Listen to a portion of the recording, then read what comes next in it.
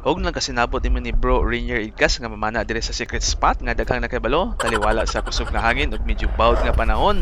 Og ditso na tani hapa diri kay nakakita ta og mga bait nga nagkaguliyang motong didto kun ang tubang.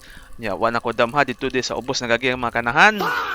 Ug mautong nagdali-dali kog dunga og fish call kay basin pa di ay naay nagsunod o baka mubalik. Pero mas maayo pa din na yung mga ex-tiyoy, John Alex, kay napay chance mo balik. Ug maong ari ta diri sa Bilason mag-move on. Oh Lord! Sigog kanaw-kanaw diri ug naabay dagko nya katirahon na kay ko aring Bilason nya nami kalit ni Sakang Mamsa.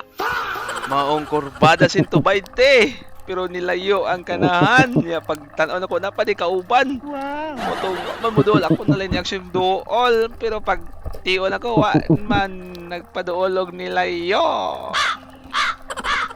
Og ato da yung gibalikan pero lain na pong isda atong nakaplagan. Pero mo pa gani pagkakita ni balik din sa giagian og dito na sa ubos nag-agi. Wala jud tay isdang nadani. Wala kayong convincing power. Og aning aktuha murag makansyawan na gyud ko aning mabutlog na gyud gani mag-abli ko sa dinas niya pag abot na ko dire sa akong paboritong hapanan. Diha pa jud nagpakita ang usa ka isdang gitawag og Island Trevally.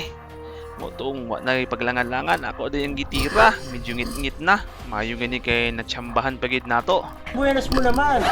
Og dire, nakagrasya na sortihan pa kita. Abi na kong mag-abli na ko aning sardinas de lata. Di totoo yan. Yan, dito na tang saka. Ang ato ang oras ani, alas 5:30. Ni Saumta, alas 11:30. Pag-load na ko alas 11:30, alas 5:30 na ko nakatira. Kausar gyud ko katira. Sinungaling ka! Pero swerte gapon kay naman gapon na da. Happy na ko mag-abri na tag sardinas nga rosbol nga paboritong Master Lloyd biton katipay. Pagtira. Way halin ang tinapa ni Master Megs kay nakakuha man ta. Pag-abot sa balay, aw, matik. Sabaw. Tinuwa nga way sabaw. O pinirito. Manay sudan na to. Manang pasalamat sa Ginoo. Hamping sa kanunay. Way kumpiyansa.